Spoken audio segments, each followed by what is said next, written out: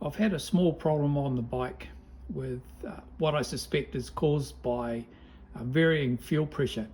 So what I've done is I've set up this test jig here, or test rig so to speak, which I'm going to attach to the bike and then just try various things to see what causes fluctuations in fuel pressure. So the basic thing is have a fuel supply here which replicates basically just the petrol tank on the bike. There is another small tank between the petrol tank and the fuel pump, so it fits in about here somewhere. The fuel pump, of course. Now I could supply power to this just through a couple of leads into the socket, but since petrol's involved, I don't really want to be doing anything dodgy electrically that might cause a spark and cause little problems like fires and all that sort of stuff. Now between the fuel pump and the fuel pressure regulator in the bike, the lines go off to the fuel rail and then down to each of the injectors, and then it returns up to the fuel pressure regulator. Now obviously for test purposes I don't need this whole scenario here.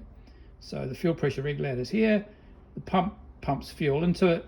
Once the correct pressure is achieved, fuel is bled off and returned back into the fuel pump, or in the bike's case, into the small fuel tank that sits in this position here.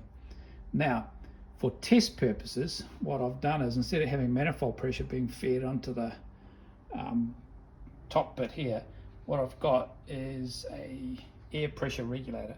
So by simply turning this knob, I can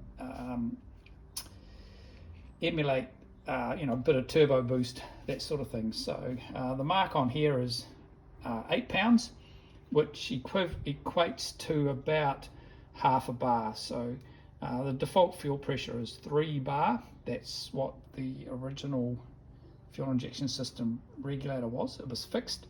This is a cheapy rising rate variable one. So the boost is adjusted by this 10mm nut here, which obviously puts spring pressure onto the diaphragm, and you can use that to set the base pressure, and then the air pressure coming from the manifold or the vacuum reduces the fuel pressure, and any boost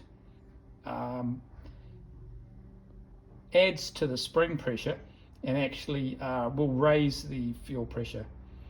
Now I know from trials that these pumps are only good for about 4 bar total, so I can only compensate for 1 bar, or about 14.7 pounds of boost, and then after that any further increase in boost will not result in an increase in fuel pressure.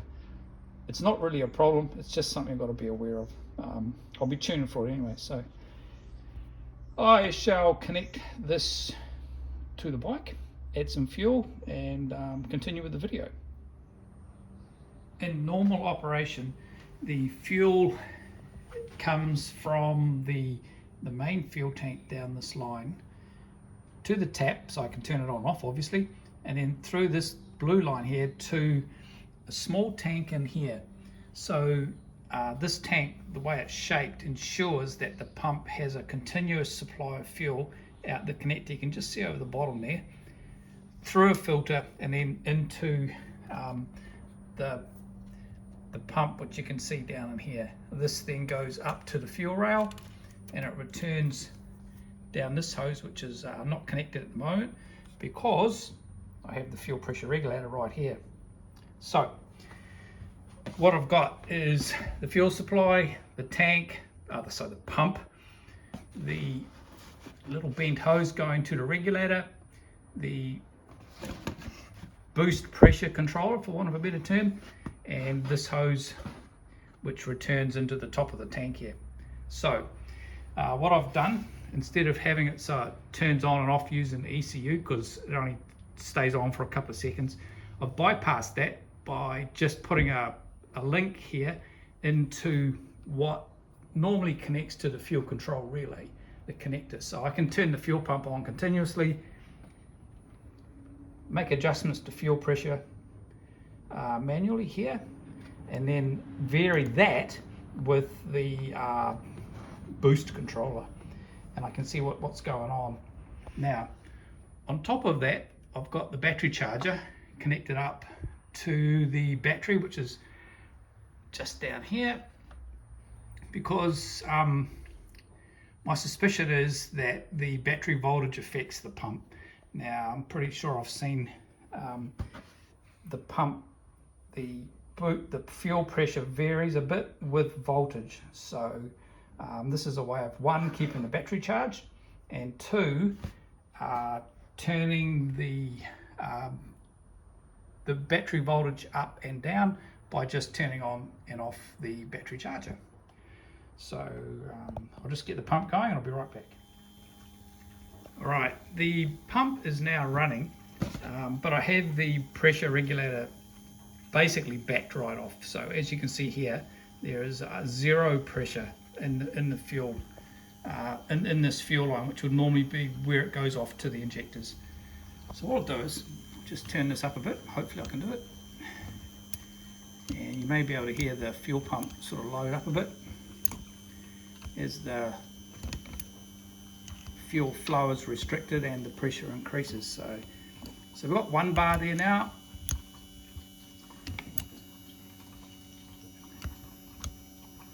I'll just put it up to 2 bar just for the purposes of this video.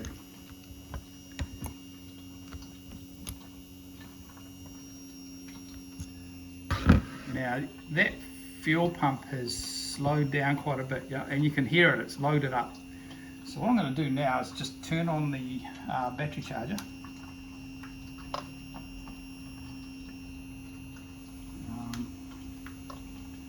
Just waiting for it to get to the point where I can turn it on.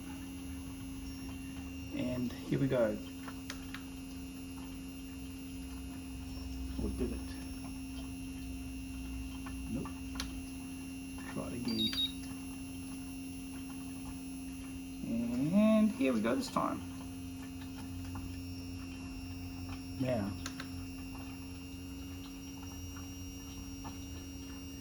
I don't know if you heard it, but it picked up a little bit, and it may have increased the pressure a little. I've got to take it up to 3 bar, because that is where it's quite obvious.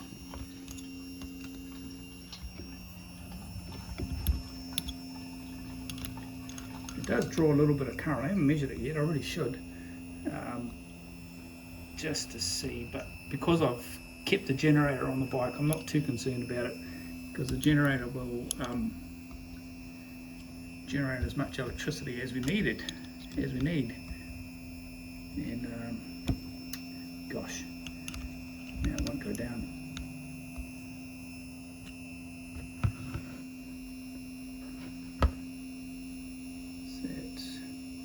That's not too bad. It's about 3 bar there. Okay, let's try turning on the battery charger again. So there's a few adjustments to be made here. Oh, battery charger is on. Ah, now see, I turned it off and it dropped down. So I'll do that again.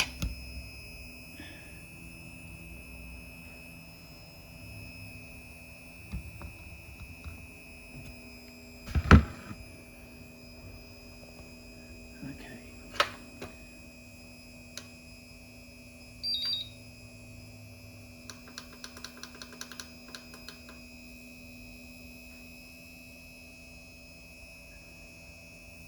Ready to go. And there, it picked up a little bit. So the voltage does affect it. Now, so anyway, we've got 3 bar on the fuel pressure there, a little bit over actually, due to the increase with the voltage. I'll just wind that back a little bit.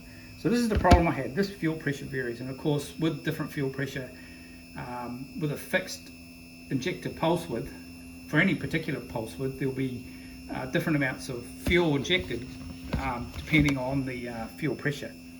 So what we're going to do now, so that's 3 bar. So what we'll do is wind in a bit of air pressure going into the top. So let's go up to, that mark is about 8 pounds, and you can see now that it's about 3.5 bar, which is about right. And if we keep winding up the pressure, I'm not going to do the gauge, unfortunately this gauge is not going to handle it. But so as I turn the pressure up and down, you can see this. So I'm turning the air pressure down and the fuel pressure drops back. So the variableness of this regulator works just fine. The problem is, and that's gone back to whisker over 3 bar, it's a bit hard to tell. The face on this gauge, I spilt some petrol on it and it made it go all milky. And then a short time later, it cracked all the way through, right across it. So it seems to be oil filled, and there's a tiny little bit of oil leaks out of the cracks every now and again. So yeah, excellent fuel pressure gauge with a face plate that's not fuel proof.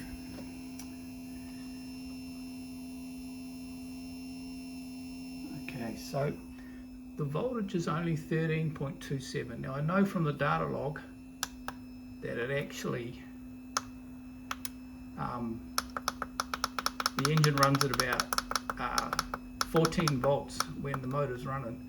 So if we set it going there, 4 amps, it should, I'm about to just press it, 4 amps going, and you can see it's gone a little bit below 3 bar now, so the voltage has sagged out in the battery. So I'm going to turn the battery charger on now. And as you can see, hopefully the fuel pressure has jumped up a little bit.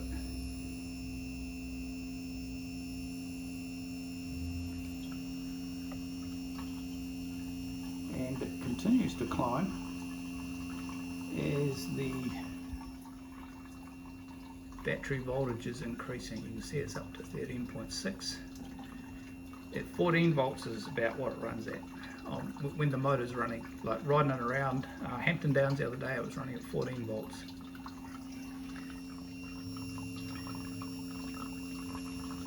And that's sitting on about 3 bar, which is about what you want. So just try ramping up the boost, so to speak. And you can see the fuel pressure comes up with it, which is what you want. What you can't see, or what's difficult to see, is the fuel return is easing off. If you turn the boost down and the pressure, it actually flows quite a bit more back into the tank. It's difficult to see. But if you turn it up, so you got like,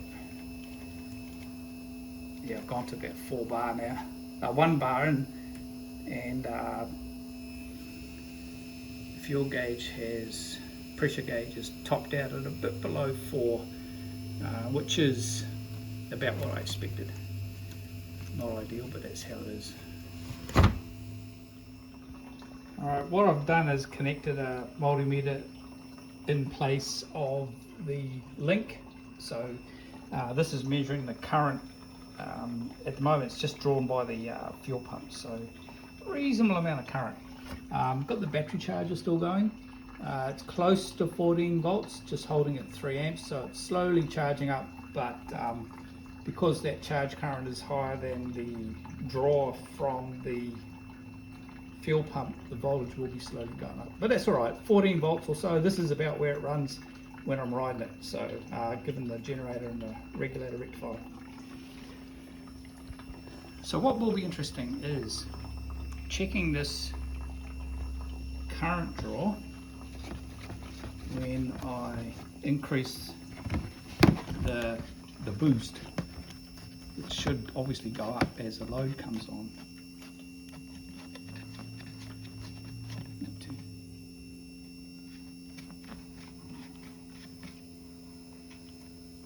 So that's with 8 pounds of boost, and the fuel pressure has gone up a little bit.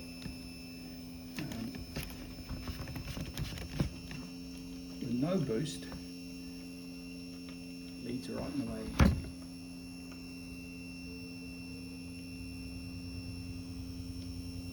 The fuel pressure is just a bit below 3 bar. And then if we put in a bit of pressure, so there's says 8 pounds. It's gone up to 3 and a bit. Not as much as it should have actually. If we keep going up till the pump is topped out. Okay, so we've got 2 amps flowing now to the pump. Oops. And if we wind that right back to 8 pounds, we've got 2 amps, a little bit less.